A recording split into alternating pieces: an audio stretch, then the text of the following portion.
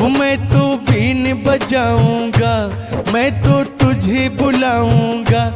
रीना शर्मा तू ना भाग जाना, तेरा मेरा है दुश्मन जवाना, तेरा मेरा है दुश्मन जवाना।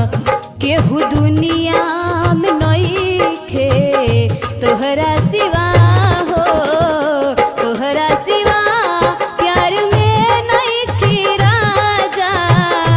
हम बेवफा चाहे बतिया तू माना चाहे मत माना हो, मत माना हो। प्यार में नइखे राजा, हम बेवफा, हम बेवफा। रीना जी, जब से हमसे आपसे इतनी बेपनाह मोहब्बत हुई है ना, तब से जमाना हमको बदल रहेगा। ओह, ऐसा नहीं है।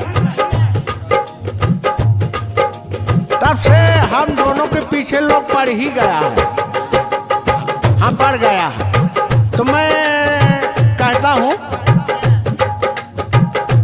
मैं तो बीन बजाऊंगा, मैं तो मिसेज,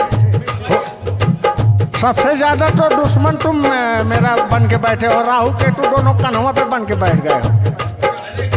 हाँ, और जब से चल गए हो तो उतरने का नाम नहीं ले रहे हो। कहना है मैं तो बीन बजाऊंगा, मैं तो तुझे बुलाऊंगा। रीना शर्मा तू ना भाग जाना, तेरा मेरा है दुश्मन जवाना, तेरा मेरा है दुश्मन जवाना। मैं तो बीन बजाऊंगा, मैं तो तुझे बुलाऊंगा। सच में? हाँ,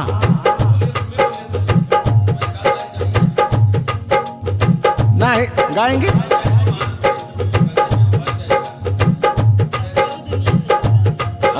तुम बोलिए ना जुल्लू दादा, तू अलग लाइन पे जाता रहा, हम सुनावता नहीं अपने दिल के हाल। बोला